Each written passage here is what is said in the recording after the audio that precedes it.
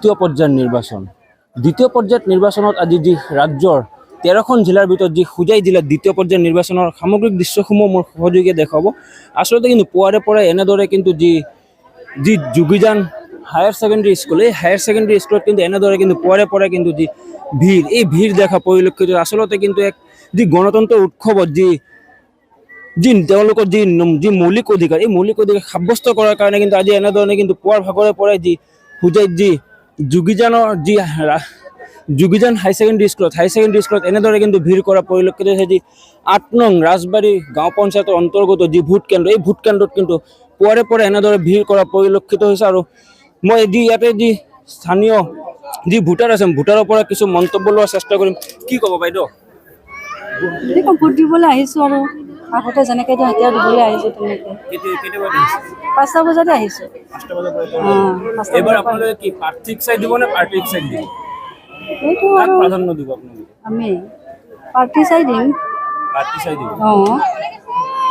যিটো আগৰ পৰা চলি আহিছে সেইটো কৰিম, নহয় জানো? পাৰ্টিতে আছোঁ যেতিয়া পাৰ্টি দিবই লাগিব। হয়, সেয়া আছিল যি এগৰাকী ভোটাধিকাৰ সাব্যস্ত কৰিব আহে মহিলাগৰাকীৰ মন্তব্য। আচলতে মই আৰু কিছু আগুৱাই যাব চেষ্টা কৰিম আৰু তেওঁলোকৰ পৰা কিছু মন্তব্য ল'ম। কি ক'ব? কেইটা বজাত আহিছে? 6টা বজাত। নিজৰ ভোটাধিকাৰ সাব্যস্ত কৰিব। কোন পঞ্চায়তৰ কথা? মই যিটো ভাল লাগে এইটো দিম। এবাৰ আপোনালোকে প্ৰাৰ্থী চাই দিব নে পাৰ্টি চাই দিব? পাৰ্টিক চাই দিম। পাৰ্টিক চাই দিব? ভাল কাম চাম যিটো কৰি থাকে দেশৰ।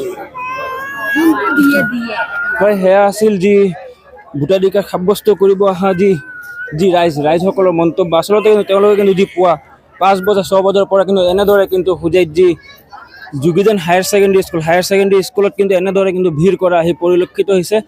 আৰু যিহেতু আজি যি গণতন্ত্ৰ উৎসৱ বুলি ক'ব পাৰি, আচলতে কিন্তু তেওঁলোকে কিন্তু শিলদৌল ভাঙি এনেদৰে কিন্তু ভিৰ এই যোগীজান হায়াৰ ছেকেণ্ডেৰী স্কুলত কিন্তু ভিৰ কৰা পৰিলক্ষিত হৈছে। আৰু যিহেতু মোৰ সহযোগীয়ে ইয়াৰ কিছু দৃশ্যাংক দেখুৱাই আছে, আচলতে কিন্তু পুৱাৰে পৰা যি গণতন্ত্ৰ উৎসৱত আজি এনেদৰে যি ৰাইজসকল আহি কিন্তু যেনেদৰে ভোটাধিকাৰ সাব্যস্ত কৰাৰ বাবে যি অধিক উৎসাহেৰে এনেদৰে কিন্তু শাৰী পাতি তেওঁলোক কিন্তু পুৱাৰে পৰাই কিন্তু এনেদৰে থিয় হৈ আছে। আৰু মই কিছু বয়সস্থ লোক আছে, তেখেতসকলৰ পৰা কিছু মন্তব্য ল'ম। কি ক'ব? কেইটা বজাত আহিছে?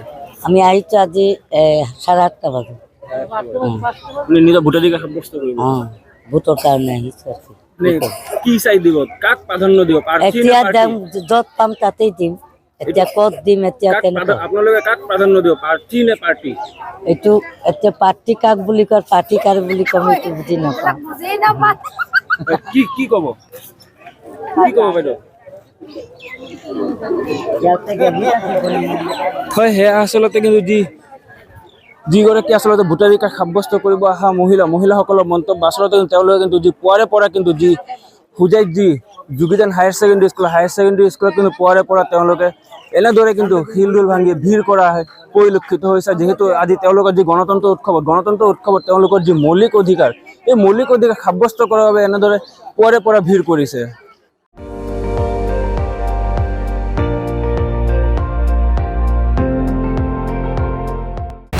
আপুনি চাই আছে ND24, সৰ্বশ্ৰেষ্ঠ নহয় সৰ্বোত্তমৰ দৌৰ।